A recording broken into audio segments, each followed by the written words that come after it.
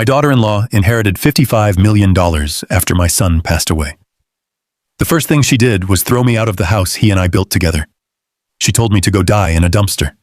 I simply picked up my coat, walked away, and made a single phone call. 5 days later, she was on her knee, begging me for a single dollar. She should have listened more carefully when the will was read. She should have realized my son knew exactly who she was. Before I continue, let me know where you are listening from in the comments below. And please like this video and subscribe to the channel if you believe that wisdom and patience are the most powerful weapons. The day after we buried my son David, the silence in his house was the loudest thing I had ever heard. It wasn't a peaceful silence of mourning. It was a cold, hard, brittle silence, the kind that threatens to shatter with a single wrong move. I sat in the large leather armchair in the living room, the one David and I had picked out together years ago, and stared at the empty space beside me. Every corner of the house screamed his absence. He was in the way the sunlight hit the floorboards we'd laid, in the scent of old books from the library we'd built, in the quiet hum of the servers in the basement that ran the company he'd created from nothing. I heard a click-clack of heels on the hardwood floors upstairs, a sound that felt like a violation of the grief that should have filled the space. My daughter-in-law Chloe descended the grand staircase. She wasn't wearing black. She was dressed in a sharp, cream-colored business suit that looked like it had been tailored that very morning. Her makeup was perfect, a mask of cool composure. She glided past me, her expensive perfume trailing behind her, and didn't even glance in my direction. She pulled out her phone and began a conversation in a voice that was crisp and devoid of any emotion. "No, the timeline has to be accelerated," she said, walking toward the kitchen. "We need to liquidate the secondary assets by the end of the quarter. It's about maximizing liquidity. The past is the past." I felt like a piece of old furniture, a relic she had yet to decide whether to keep or discard. The silence returned, now heavier, colder. I knew then that the storm was not over. It was just beginning. The next day, we sat in the polished mahogany conference room of David's lawyer, Mr. Davies. The air was thick with the scent of leather and old paper. I had known Mr. Davies for 20 years. He had watched David grow up, had advised him when his little startup was just a dream sketched on a napkin. He looked at me with a pained expression before putting on his professional glasses and clearing his throat. Chloe sat opposite me, her back ramrod straight, her hands clasped on the table. She looked like a CEO at a hostile takeover, not a grieving widow. Mr. Davies began to read the last will and testament of David Peterson. The legal language was dense, but the core of it was brutally simple. Clause after clause outlined the transfer of David's assets. His controlling shares in the AI company valued at over $50 million. His portfolio of investments, the cars, the art, the bank accounts, and the house. Everything was to be transferred to my beloved wife, Chloe Peterson. My name was mentioned only once in a single sterile sentence. To my father, Robert Peterson, I leave my deepest gratitude for being a wonderful father and my first and greatest teacher. I felt the air leave my lungs. It wasn't about the money. I had never cared about the money. It was the feeling of being utterly erased. I looked at Chloe. She wasn't looking at me. A small, almost imperceptible smile touched the corners of her lips. It was a smile of pure, unadulterated victory. In her eyes, I was no longer a grieving father. I was a footnote in the story of her new wealth. As the lawyer's voice droned on, a memory flashed in my mind, so clear it felt like yesterday. I was sitting with David at a greasy diner 20 years ago. He was showing me his business plan, his eyes burning with passion and fear. I had just sold my modest home, the one I had shared with his mother, and pushed a check for my entire life's savings across the table to him. "It's a huge risk, Dad," he had said, his voice trembling slightly. I had pushed the check back into his hand. "It's not a risk, son," I told him. "It's an investment in you." Now, sitting in that cold office, I watched the woman who held that entire investment in her manicured hands, and I saw no trace of my son in her triumphant gaze. The moment we returned to the house, the mask of civility thin as it was dropped completely. Chloe walked through the rooms not as a resident, but as an inspector. Her eyes scanned everything with a cold, appraising look. She pointed a perfectly manicured finger at a wall of photographs, pictures of David, as a boy, of his mother, of me and him on fishing trips. "All of this has to go," she declared to no one in particular. "It's just clutter. We need a clean, modern aesthetic." She moved to the bookshelf holding David's collection of first-edition science fiction novels, his greatest treasure besides his work. "These can be sold. I'm sure they're worth something." Her phone rang and she answered it on speaker, her voice booming with newfound authority. "Yes, it's all confirmed," she said, a laugh in her voice. $55 million, not including the property. I'm the sole owner now. Complete control. She said that last part while looking directly at me, a challenge in her eyes. She was marking her territory, making it clear that my time here was over. I wasn't just a guest in my son's home anymore. I was a ghost haunting her new property. And I knew with a certainty that chilled me to the bone that she was about to perform an exorcism. For 2 days, I sought refuge in the one place in the house I still felt my son's presence. The library. It was more than a room. It was a cathedral of our shared history. David and I had built the floor-to-ceiling oak shelves ourselves, our laughter echoing in the empty space as we worked. Every book on those shelves told a story. Not just the one printed on its pages, but the story of how it came to be there. A rare copy of Asimov I had found for his 20th birthday. A signed edition of a new author he had discovered and loved. His college textbooks with his notes scribbled in the margins. I spent hours there, running my fingers along the spines, straightening a crooked volume, feeling the quiet hum of his intellect, his curiosity, his soul. It was the only room Chloe hadn't yet touched with her cold, appraising gaze.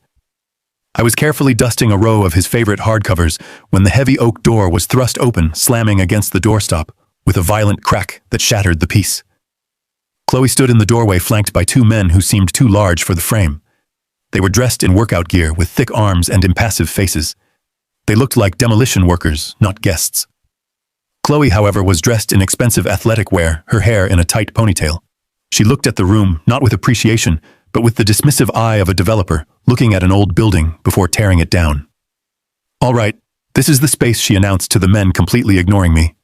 "As you can see, it's just dead weight. All this dark wood and old paper. It's depressing." She turned her gaze on me for the first time, and there was no warmth in it, only impatience. "Robert," she said, her voice sharp and clipped, "I need you to get all of this junk out of here by tomorrow. The elliptical and the weight machine are being delivered on Friday." I placed the book I was holding carefully back on the shelf, and my hands steady despite the tremor I felt in my chest. I turned to face her, keeping my voice level calm. "Chloe," I said softly, "this isn't junk. This was David's collection, his sanctuary. This room is the heart of the house. It's where his memory lives." I looked past her to the 2 men who shifted uncomfortably, avoiding my eyes. I was appealing to a humanity I wasn't sure she possessed. "You can have any other room.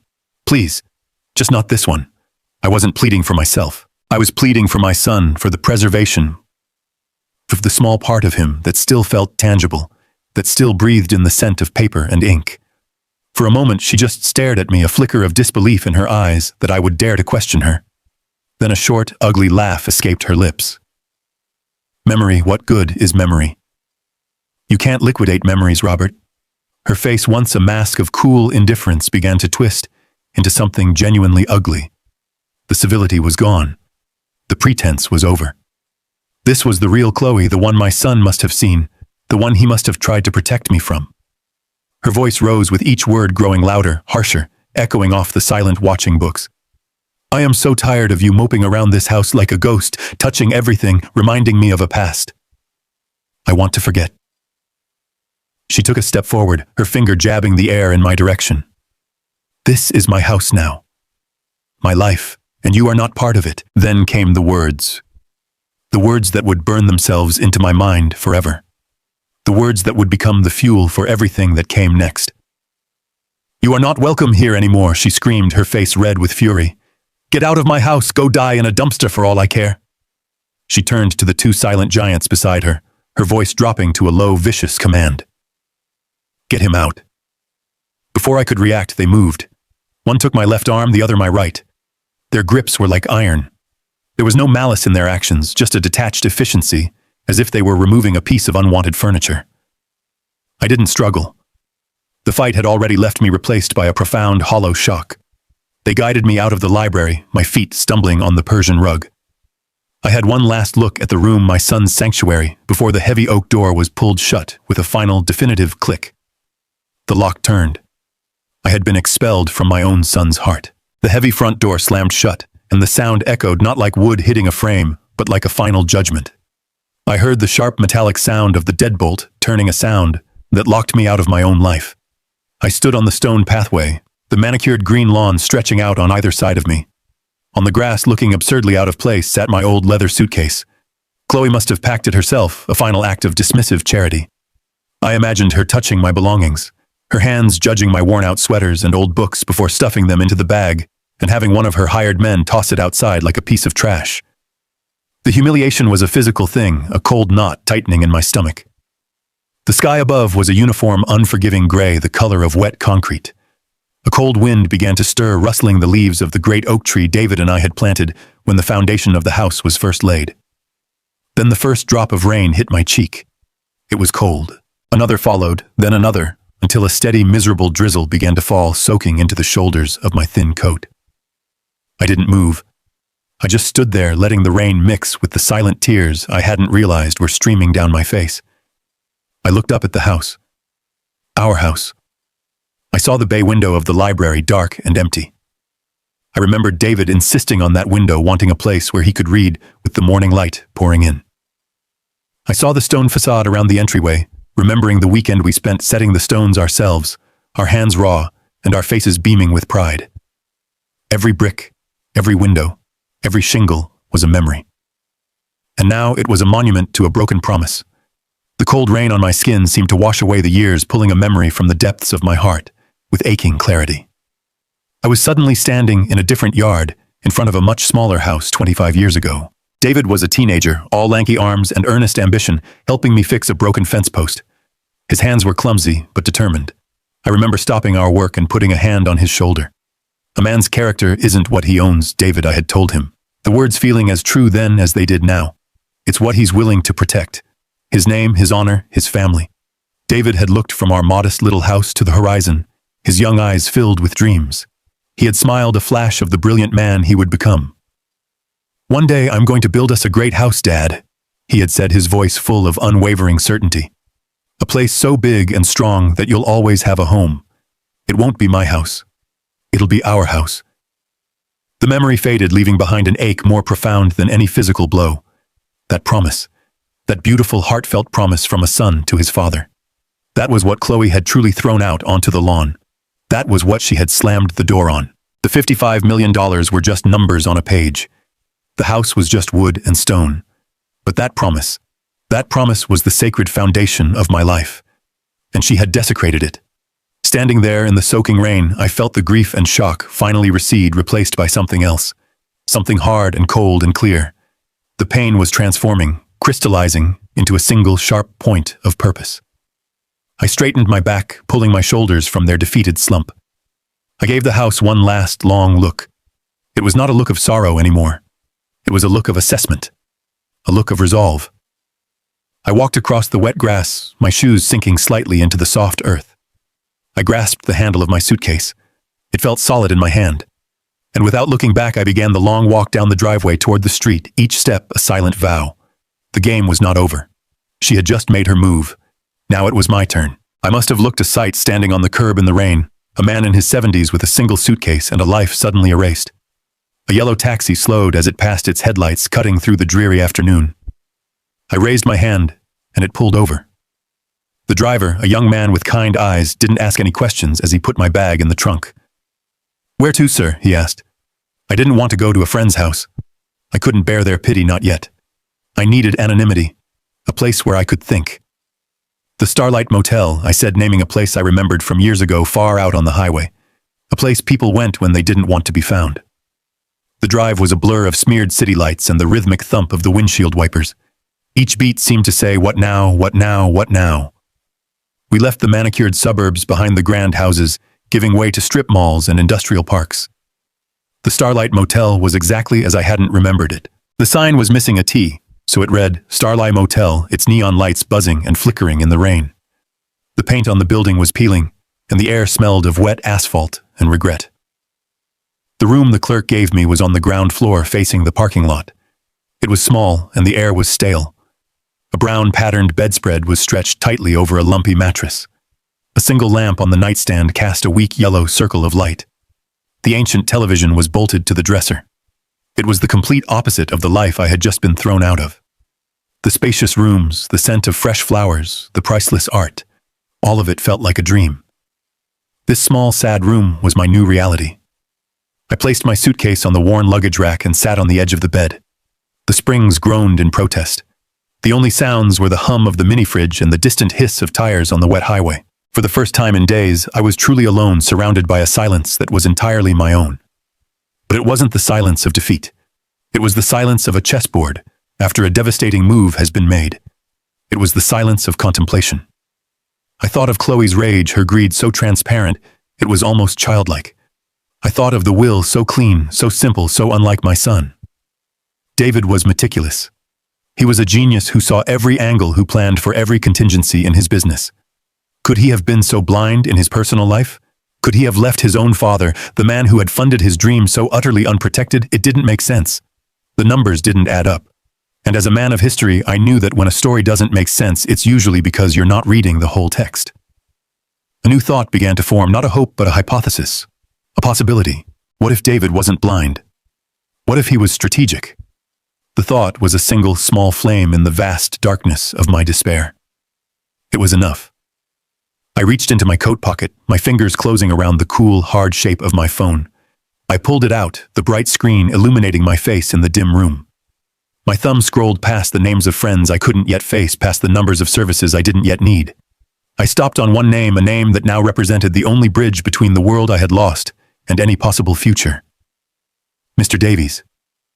My finger hovered over the screen for a single heartbeat, a silent question hanging in the air. Surrender or fight back, then, with a steady hand, I pressed the call button. The conflict was no longer about what had been done to me. It was about what I was going to do next. The phone rang once, twice, a shrill sound in the quiet motel room. Each ring felt like a lifetime. I was calling a lawyer, but I was also reaching out for a lifeline, a connection to the son I had lost. Finally, the ringing stopped. Davies, his voice was professional, but I could hear the weariness in it. Robert. He said, a note of concern entering his tone. Are you all right? I was just about to call you. His words sent a small jolt through me. He was about to call me. He was expecting something. I took a deep breath, marshaling my thoughts, determined not to sound like a broken man. I kept my voice as steady and even, as if I were delivering a lecture on the fall of the Roman Empire. I reported the facts, devoid of the crushing emotion that lay beneath them. Good evening, Mr. Davies, I began. I'm calling to inform you that I am no longer residing at my son's house. Chloe made it clear I was not welcome. I've taken a room at the Starlight Motel on the interstate. The silence on the other end of the line was heavy, but it wasn't the silence of shock or disbelief. It was the silence of sad, weary confirmation.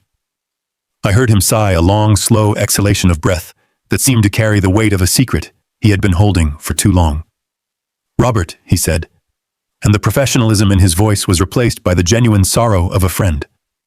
I am so sorry you had to go through that. Truly. But I can't say that I'm surprised. My grip tightened on the phone. Not surprised. The small hypothesis that had formed in the darkness of my despair suddenly felt less like a guess and more like a certainty. My son had known. He had seen this coming.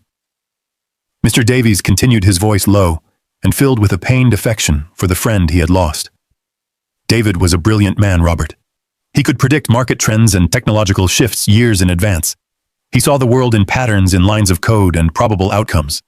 And he saw the patterns in people too. He knew his wife. He loved her, I think, in his own way, but he was not a fool. He was a planner. He always had a contingency. I closed my eyes, picturing my son's face, not his smiling photos, but the look of quiet worry he sometimes had when he thought no one was watching. The burden he must have carried. Then Mr. Davies's tone shifted. The friendly sorrow was gone, replaced by the crisp, precise voice of an executor of a will about to perform his duty. Robert,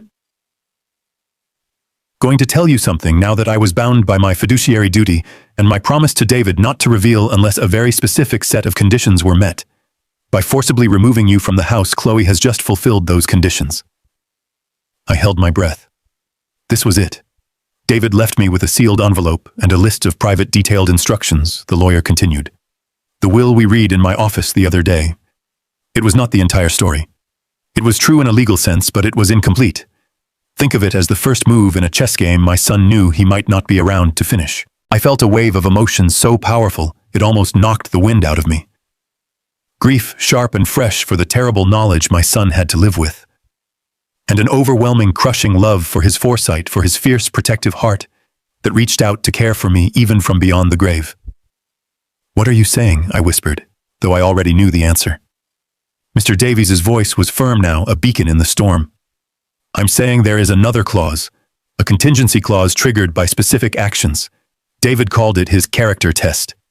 He wanted more than anything to give Chloe a genuine chance to prove him wrong. He hoped she would choose decency. He hoped she would choose family. But he planned for the probability that she would choose greed. The small, flickering flame of purpose inside me roared to life.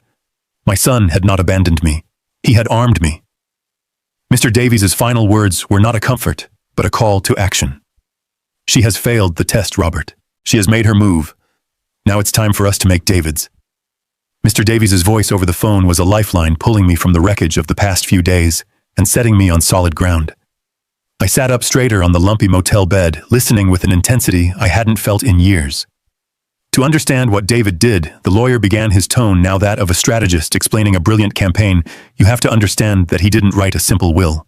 He created a test, an ethical and legal stress test with his entire fortune as the subject. I could almost see my son in those words, the meticulous planner, the genius who saw every possible outcome. "The document we read in my office," Davies continued, "was the first part of that test. It was the bait. It was designed to give Chloe everything she thought she ever wanted, but it came with a single, almost invisible string attached." He paused for effect. That string was a legal concept called fiduciary duty. It's a term we lawyers use all the time, and it usually sounds like boilerplate. But David turned it into the entire key to the mechanism. I listened rapt as he explained the elegant, devastating simplicity of my son's plan. The will stated that the inheritor Chloe was entrusted with the entire Peterson estate, but it also contained one crucial, carefully worded clause. It said she was bound for a 30-day evaluation period to a solemn fiduciary duty to protect and uphold the welfare and legacy of the Peterson family. "It sounds like a sentimental phrase, doesn't it?" Davies said, a hint of admiration in his voice. "But in the context of a will, it's a legally binding instruction. Family legacy doesn't just mean the money. It means the people, the history, the honor. It means you, Robert." The pieces began to click into place in my mind, forming a picture of my son's incredible foresight. "When Chloe threw you out of the house," Davies explained, his voice turning hard as steel, "she did more than just a cruel thing. She took a sledgehammer to the most important clause in the will. She proved in the most dramatic way possible that she had no intention of upholding the welfare or legacy of the family. She violated her fiduciary duty, and that violation is the trigger. He told me that this breach gave him, as the executor, the full legal authority to unseal and activate a second document, a sealed codicil to the will that David had left in his private safe." As Mr. Davies spoke, the dreary motel room around me faded away. I was transported back 3 months to the last quiet evening I had spent with my son. We were in the library, a comfortable silence between us. David had been staring intently at his laptop, his brow furrowed in concentration. He looked up at me suddenly, his eyes tired but clear. There was a weight to him that evening, a weariness that went beyond work. "Dad," he had said, his voice quiet but serious, "if anything ever happens to me, I need you to trust what I've built." I had thought he meant his company, the algorithms, the patents. I had put my hand on his shoulder and told him I always would. But he shook his head slightly. "No, not just the company," he clarified, looking back at his screen, full of what I now realized must have been legal documents. "I mean the system I built to protect you." I hadn't understood then. I thought he was talking about firewalls or financial arrangements. I didn't realize he was forging a shield of law and love around me. Now in this lonely motel room, his words were the clearest thing in the world. He had been preparing for this very day. I came back to the present, my heart aching with a mixture of immense grief and profound pride. My son was gone, but his brilliant mind was still at work, still protecting me. "So what do we do now?" I asked Mr. Davies, my voice no longer trembling. It was the voice of a man with a mission. "Now we follow David's instructions to the letter," Davies replied, his voice all business. And his instructions were very clear. We do not confront her. We do not reveal our hand. David's plan was more elegant than that. He knew that true character is revealed not when it's challenged, but when it thinks no one is watching. He laid out the next steps. "Chloe believes she is one of the wealthiest women in the country. We need her to believe that with all her heart. But when she tries to spend that money to liquidate those assets, to exercise that power, she will find that the doors are all locked." He explained that he would use his legal authority as executor to place temporary holds on everything, citing standard procedural delays estate valuations, and tax assessments. It would be a death by 1,000 paper cuts. She would be a queen with an empty treasury. She will grow frustrated, then angry, then desperate, Davies said. David knew she had no patience. He designed the trap to prey on her own worst instincts. He gave her all the rope she could ever want, Robert. Now we just have to wait for her to tie her own noose. Trust the system. Trust your son. I hung up the phone, the silence of the motel room no longer feeling empty, but charged with purpose. The game had been set by my son long ago. It was time for me to play my part. The plan Mr. Davies laid out over the phone was both simple and breathtakingly complex. It was a legal labyrinth designed by my son, and Mr. Davies was handing me the map. His instructions for his part were precise. He would begin the process of legally freezing the estate's major assets. He would use the perfect, impenetrable shield of bureaucracy. There would be notices of probate filings for asset valuation requests for federal and state tax clearances. Each step was a standard legally required procedure, but when done with deliberate slowness, they would form an invisible wall around the $55 million. Chloe would be able to see the fortune, but she would be utterly unable to touch it. It would be like a starving person staring at a banquet through a pane of unbreakable glass. My instructions were much simpler and much harder. You, Robert, must disappear. Mr. Davies had said, his voice firm. Not forever, just for a few days. Let your trail go cold. Don't answer your phone if anyone calls. Don't reach out to old friends. To Chloe and to the world, you must be what she believes you are, a broken, defeated old man who has run away to some dark corner to grieve. Your absence will be her confidence. Your silence will be her signal to act rashly. We need her to feel completely, utterly, and foolishly secure. We spoke for a few more minutes, confirming the details, and then the call was over. I placed my phone on the worn-out nightstand. The motel room was silent once more. I looked around at the cheap laminate furniture, the stained carpet, the thin, faded curtains. An hour ago, this room had been a symbol of my humiliation, the lowest point of my life. But now it felt different.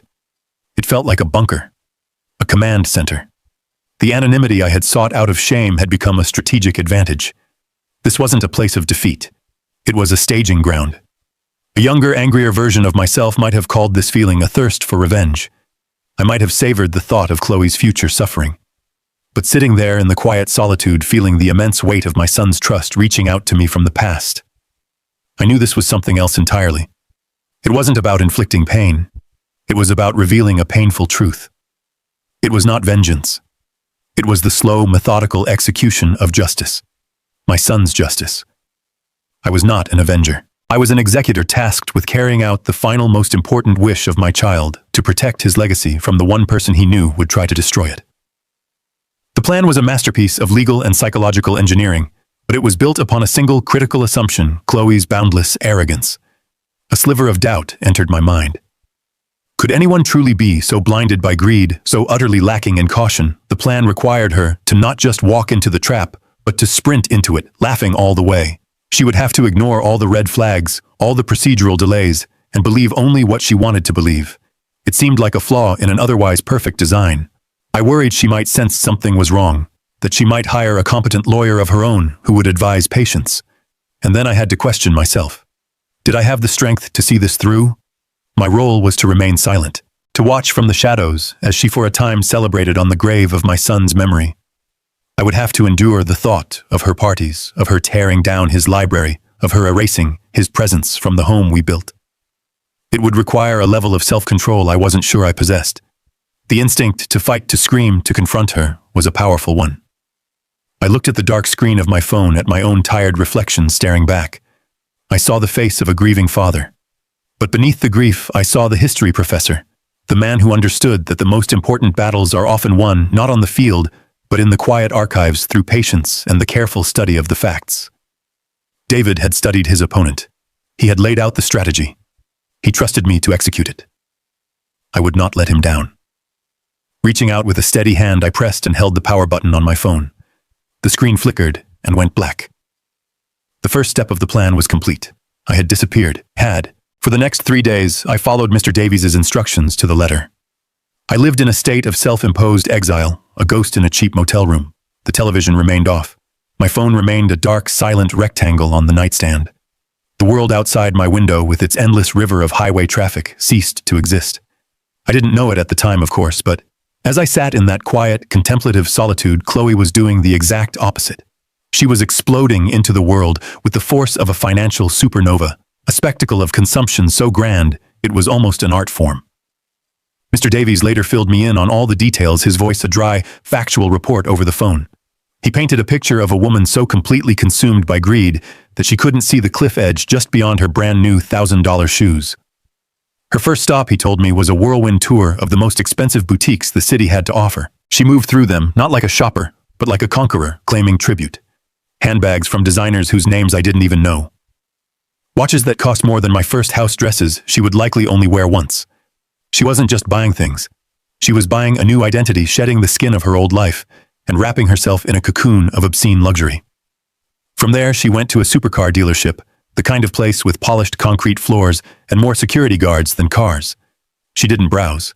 She simply pointed at the most ostentatious vehicle in the showroom, a blood-red sports car with doors that opened upwards like wings. She put down a substantial, non-refundable deposit with a flick of her credit card. The salesman Mr. Davies learned had asked when she would pay the remaining balance. Chloe had laughed a tinkling, condescending sound.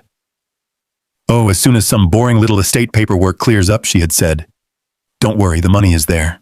But her most egregious act, the one that felt like a personal violation, even when heard secondhand, was what she planned for the house. She hired a famous interior designer, a man known for his cold, brutally minimalist style that was the antithesis of the warm, comfortable home David and I had created. He and Chloe had walked through the house, and Chloe had issued decrees like a petty tyrant. The warm oak floors were to be ripped out and replaced with white marble. The comfortable, custom-built furniture was to be sold. But she saved her greatest venom for the library. Mr. Davies's private investigator had recorded her conversation with the designer. "This room," Chloe had said, her voice dripping with disdain, "is a morgue. All these dusty old books and this dark, depressing wood. I want it gutted. I want white walls, chrome glass, and a personal juice bar right over there." She was pointing. The investigator noted directly at the spot where David's favorite reading chair had sat for over a decade. She wasn't just redecorating. She was performing a ritual cleansing, systematically erasing every trace of my son and of me. The crescendo of her hubris was the party. She threw a massive catered affair 3 nights after she had thrown me out. The house was filled with strangers, an entirely new set of friends who had miraculously appeared in her life at the exact same time as the $55 million. Champagne flowed, a DJ played loud pulsing music, and Chloe held court in the center of it all, soaking in the adoration of her new followers. She was radiant, triumphant. And at some point in the evening, Mr. Davies's source told him one of the new friends asked about David's father. Chloe had paused, placing a dramatic hand on her chest, as if the question caused her great pain. "Oh, Robert," she had sighed, her voice carrying across the hushed circle of listeners. "The poor dear man. He was just so overwhelmed by everything. The grief, the legal matters. He couldn't adjust to this new reality." She had shaken her head sadly.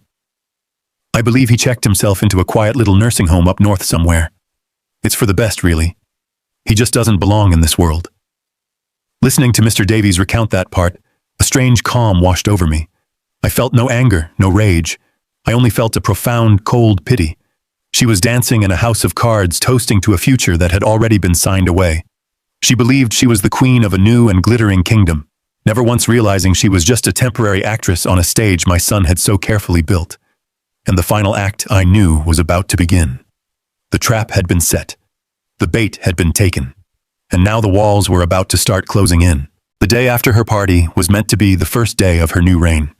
As Mr. Davies later recounted it to me, Chloe woke up late, the sunlight streaming into the master bedroom she now occupied alone. The house was quiet. The caterers had cleaned up the evidence of the previous night's grand affair. She likely felt on top of the world, a queen in her castle, the undisputed master of a $55 million universe. She decided to begin her day and her new life with an act of casual, triumphant consumption. She drove David's luxury sedan, a car she now considered hers, to a chic downtown cafe, after a brief, satisfying stop at her new favorite jewelry store. It was there, surrounded by the quiet clinking of porcelain and the murmur of the city's elite, that the first crack appeared in the foundation of her perfect world. After ordering a ridiculously expensive coffee and a pastry, she presented her new black credit card, the one linked directly to the main estate account. The barista swiped it. A moment passed. He swiped it again. A small, polite frown appeared on his face. "I'm sorry, ma'am," he said, his voice low enough to avoid a scene. "It's been declined." Chloe laughed, a sound of pure disbelief. That's impossible, she said, her voice a little too loud. Try it again. He did. The result was the same. Annoyance flickered across her face, replaced by a flash of embarrassment, as she noticed a woman at a nearby table glance over. She handed him a different card, also linked to the estate. It too was declined. Flustered, she paid with the last of the cash in her designer handbag and retreated to her car, her face a mask of cold fury. She immediately called the private banking line.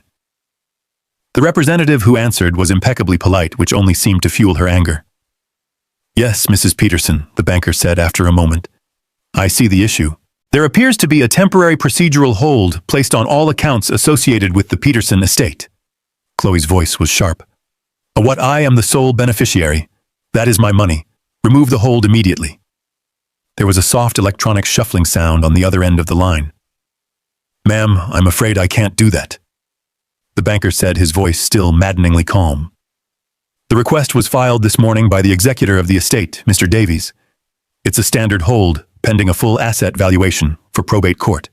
My hands are tied. Chloe sat in her car, the engine silent, and stared at the glittering storefronts.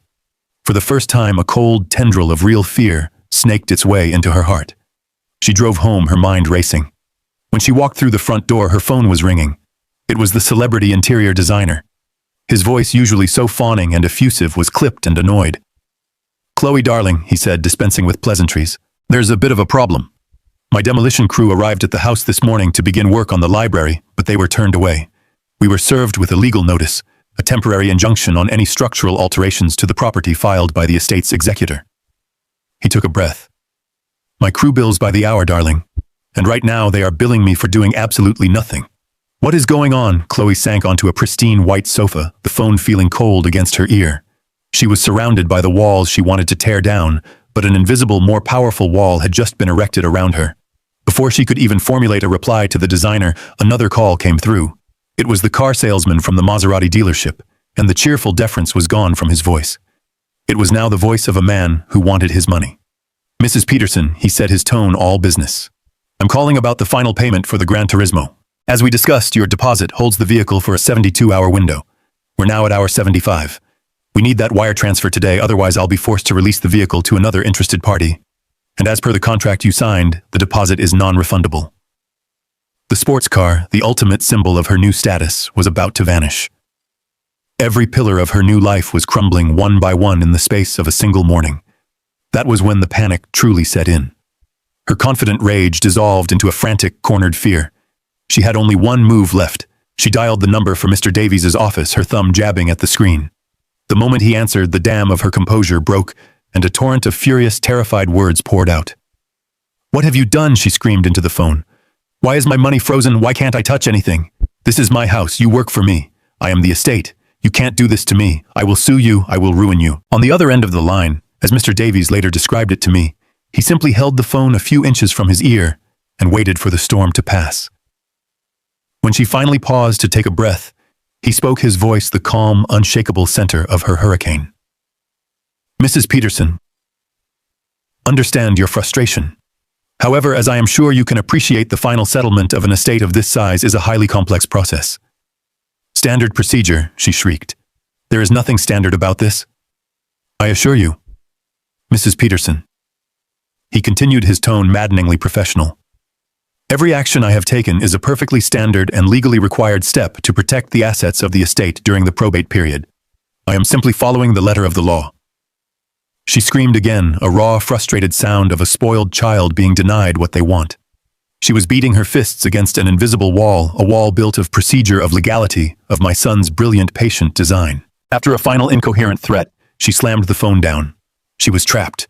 Trapped not by bars or locks, but by the very system she thought had given her everything. She was a queen in a gilded cage, and my son, through the calm, steady hand of Mr. Davies, had just quietly and irrevocably turned the key. 5 days. According to the updates I received from Mr. Davies over the motel's crackling landline, that's how long it took for Chloe's new world to rust. The invisible walls he had erected had done their job perfectly. Her life, which had seemed so boundless and glittering just days before, had become a gilded cage. The unpaid invoices from the party caterers and the DJ were now arriving with angry red notices demanding immediate payment. The interior designer had sent a scathing email and a bill for his wasted time. The car dealership had called one last time to inform her that her deposit was forfeited and the red sports car had been sold to someone else. Her new wealthy friends, the ones who had toasted her name with her own champagne, suddenly became impossible to reach. Her calls went to voicemail, her texts were left unread. The silence in that vast, empty mansion must have been deafening. She was the queen of a paper kingdom, and a slight breeze had just blown it all away. Her first reaction, Mr. Davies's investigator reported, was a frantic, desperate search for me. The power dynamic had flipped so completely, it was almost poetic. The woman who had ordered me to go die in a dumpster was now scouring the city for the very man she had discarded. Her desperation, I imagine, was fueled by a last flicker of her arrogance. She likely believed that if she could just find me, she could bully or threaten me into calling off the lawyer and releasing her money. She drove to the homes of my old friends, men and women she had always treated with dismissive contempt. But at every door, she was met with polite, firm denial. "I'm sorry, Chloe, we haven't seen Robert. No, he hasn't called." Each closed door was another reflection of the one she had slammed in my face. She, the new millionaire, was the one being turned away. She, the master of the house, was the one who was no longer welcome. By the afternoon of the 5th day, her anger had burned itself out, leaving behind only the cold, gray ashes of desperation. Every avenue was a dead end. Every call was a failure. She was utterly and completely powerless. There was only one place left to go, one person left to appeal to. She had already tried screaming at Mr. Davies. This time she would have to try a different tactic. Humility. Or at least a performance of it. As she made her way to his downtown office, stripped of her bluster and bravado, she must have felt the true weight of her situation for the first time. She was a $55 million heiress who couldn't afford to pay a parking meter, and that is what led her finally to the quiet wood-paneled waiting room of Davies and Finch. Mr. Davies had called me at the motel that morning. His voice was calm, but I could hear a note of finality in it. "Robert," he had said simply. "It's time. I think she's ready to listen." He had sent a car for me, and I had put on my best suit, the simple navy one I had worn to my son's wedding. I had been sitting in that waiting room for about an hour, not with anxiety, but with a profound sense of calm. I was not a victim waiting for an apology. I was a father about to carry out his son's final wishes. I was reading a book on Roman history, the familiar weight of it in my hands, a comforting anchor. The door to the waiting room opened softly. I didn't look up immediately. I finished my paragraph first. Then slowly I lowered my book. She was standing there, hesitating on the threshold. She looked nothing like the conquering queen from the will reading or the raging fury from the party. Her expensive clothes were wrinkled. Her perfect hair was in disarray, and her eyes were wide with a fear she could no longer conceal. She looked lost and small. Her eyes scanned the room, likely looking for the receptionist, and then they found me. They locked onto my face, and in that instant I saw it all happen. The confusion, the shock, and then the dawning, sickening horror of comprehension. The realization that this wasn't a series of unfortunate bureaucratic mistakes. It wasn't a problem that could be fixed. It was a plan. A meticulous, perfectly executed plan. And the quiet, insignificant old man she had thrown out into the rain like a piece of trash was sitting at the very heart of it. I watched the cascade of emotions ripple across Chloe's face. It happened in a fraction of a second, but for me it felt like an eternity. First, there was simple confusion, the kind you see when a familiar room has been inexplicably rearranged. Then a flash of pure, undiluted shock, as her brain finally processed the impossible fact that I, the ghost she had exorcised, was sitting right there in front of her. And finally, that shock curdled into a deep primal fear. The look of a chess player who has just realized they have been in checkmate for the last 5 moves. The desperate pleading speech she had likely rehearsed all the way to the office died on her lips.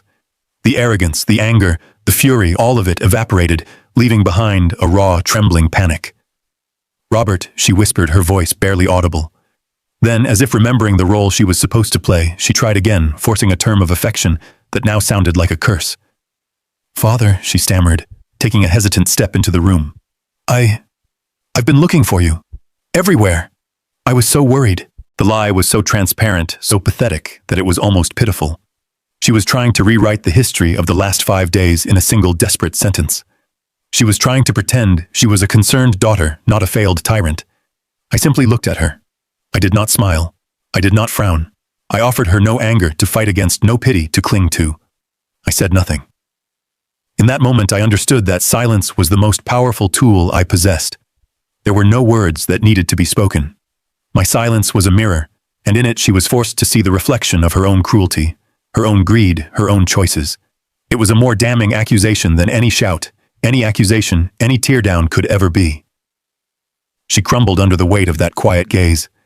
Her eyes darted around the room looking for an escape, for someone to rescue her from the uncomfortable truth. "I didn't mean for it to happen," she continued, her voice cracking, the words tumbling out in a disorganized plea. They got out of hand. The pressure. I wasn't thinking." Her voice trailed off. She could see it in my eyes. She knew that I knew. The performance was over. Just as the silence stretched to its breaking point, the door to the main offices opened. Mr. Davies stood there. He was dressed in a dark, conservative suit, his face a perfect mask of professional gravity. He did not acknowledge Chloe's distress or her stammered apologies. He simply looked at her, then at me, his gaze communicating a deep and somber understanding. "Chloe." "Robert," he said, his voice calm and steady, cutting through the tension like a blade. "If you'll please join me in the conference room, we can begin." He held the door open. I closed my book, placing it carefully on the end table beside my chair. I stood up, my movements slow and deliberate. I was not the stooped, defeated man who had been shoved out into the rain. I felt a lifetime of quiet dignity settle on my shoulders. I walked towards the conference room. After a moment's hesitation, Chloe followed. She was no longer a queen leading a procession. She was a defendant being led to the dock. The 10 steps from the waiting room to that conference room felt like a multitude. With every step, the last vestiges of her power seemed to fall away. I was no longer the man she had thrown out, and she was no longer the woman who held the world in her hands. We were simply a father and a daughter-in-law about to face the final, unalterable truth of my son's legacy. And I was ready. We sat at the long, polished conference table. Mr. Davies was at the head, a position of calm, quiet authority. I was on his right, and Chloe was on his left, a vast expanse of gleaming mahogany between us. The air in the room was still and heavy like the air before a thunderstorm. Chloe sat rigidly in her chair, her hands clenched in her lap. She was trying to project an image of a wronged woman, a victim of bureaucratic error, but the fear in her eyes betrayed her. She was a cornered animal, and she knew it. Mr. Davies began, his voice devoid of emotion, a simple statement of fact. "Thank you for coming in, Chloe," he said. "You are here today because you have found yourself quite suddenly unable to access the assets of your late husband's estate. The reason for this, I assure you, is not a mistake. It is in fact quite simple." He slid a single document across the table toward her. It was a copy of the will that had been read just over a week ago. "If you recall," he said, his voice even and measured, "this document appointed you as the primary beneficiary and steward of the Peterson estate. But it also, in Section 2, bound you to a specific legally enforceable fiduciary duty." He had a second copy, and he tapped a highlighted paragraph with his pen. "The clause states that the inheritor, for a period of 30 days, assumes a solemn duty to protect and maintain the welfare of the immediate family and the integrity of the Peterson family legacy." He let the words hang in the air for a moment. 30 days, Chloe. A probationary period, you could call it. A time for evaluation to be overseen by me as the executor of the estate. Chloe stared at the paragraph, her eyes scanning the words, as if seeing them for the first time. I could see the confusion warring with her rising panic. Mr. Davies continued, his voice relentless in its calm precision. 5 days ago, on the afternoon of September 17th, you committed a profound and irreversible breach of that duty. He slid a second, much thinner folder across the table. It landed softly next to the will.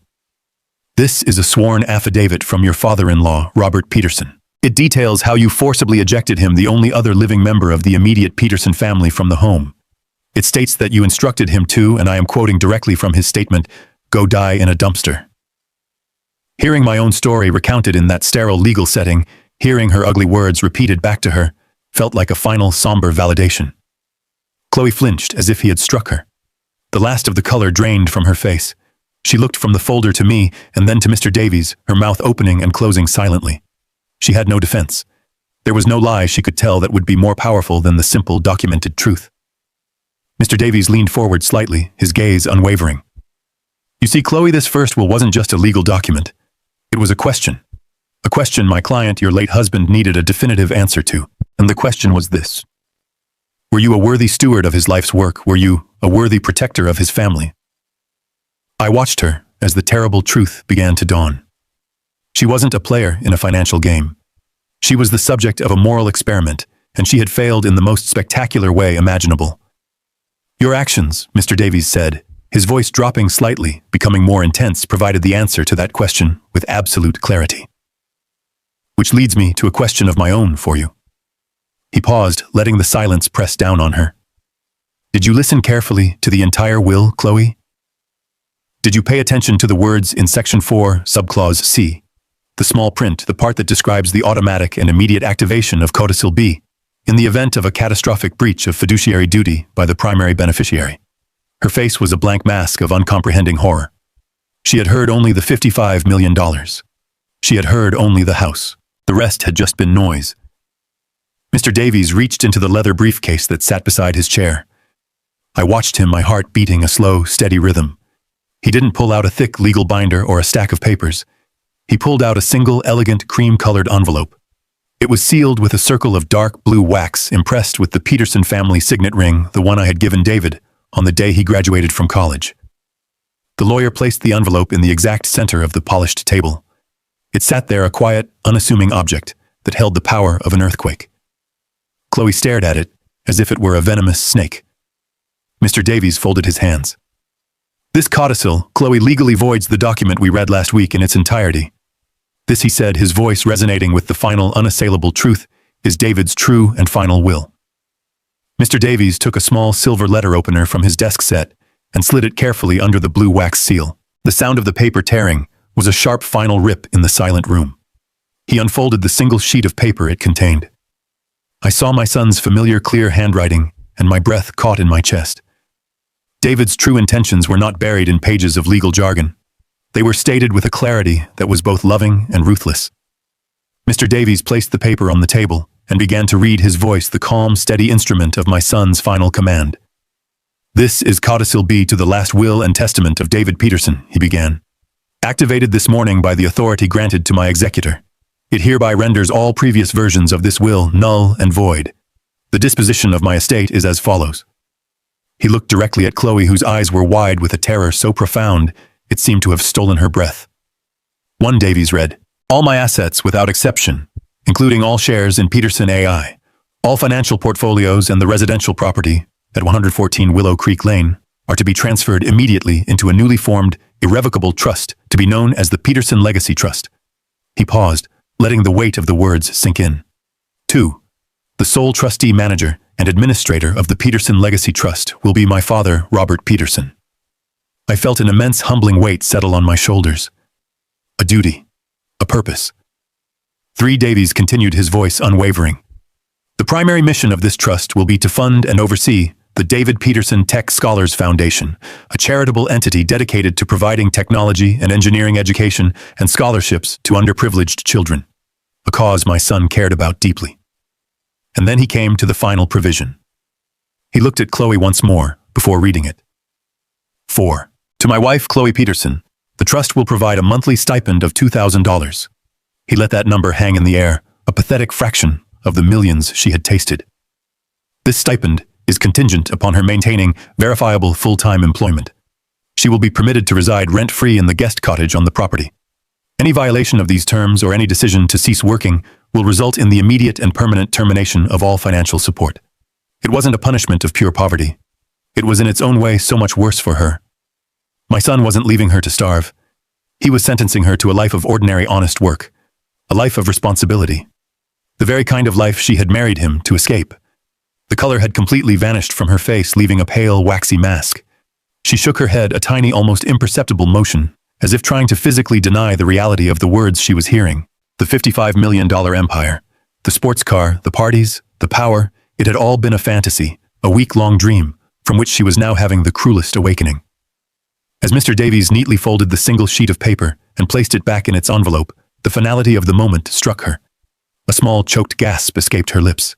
Her eyes rolled back in her head, and with a soft sigh she slumped sideways out of her chair and collapsed onto the thick carpet in a dead faint.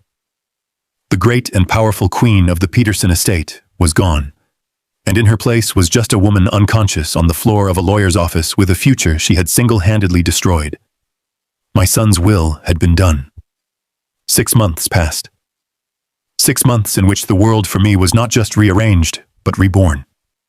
The silence of the motel room was replaced by the chaotic, wonderful noise of creation. The ghost who had been haunting the hallways of a past life had found a new and vibrant purpose.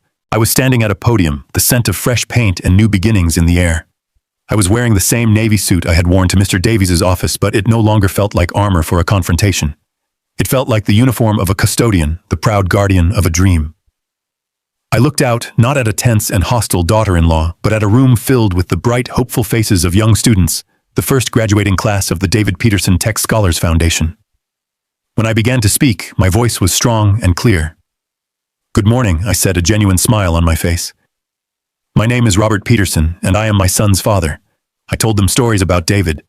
Not about David, the tech mogul, the millionaire, but about David, the curious boy who took apart our family's only television set just to see how it worked. About David, the determined young man who believed that the magic of technology shouldn't be a luxury for the rich, but a tool for everyone with a dream. "Many people will remember my son for the fortune he created," I told the crowd. But that fortune was never his goal. It was only a byproduct. His real dream, his true legacy, is this.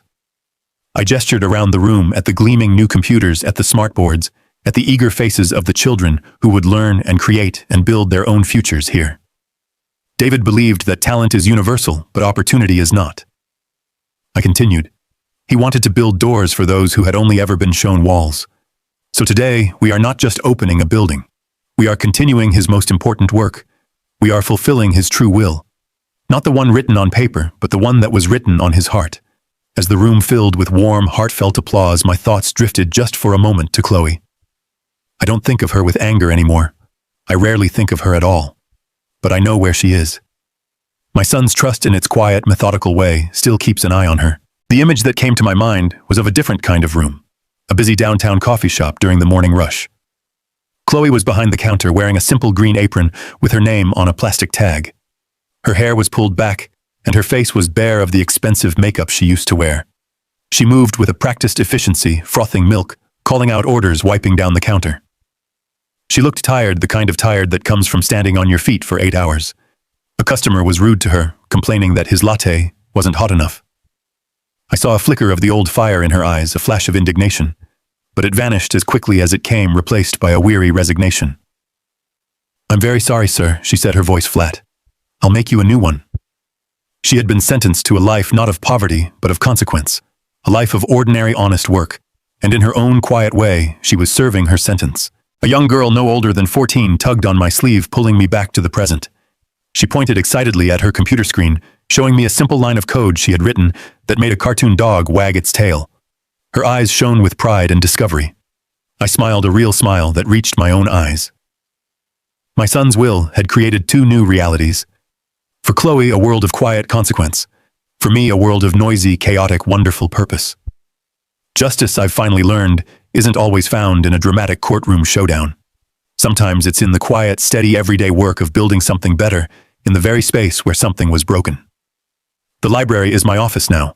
My son's favorite room is no longer a silent sanctuary of memory, but the bustling heart of his living legacy. The dark oak shelves are still here, but now they share space with whiteboards covered in plans and ideas. The air, once thick with the scent of old paper, now buzzes with the energy of a brighter future. I often sit at his old desk in the evening, after the small dedicated staff has gone home. On the corner of the desk is a photograph of David taken on a hiking trip years ago. He is grinning, the sun in his eyes, the whole world at his feet.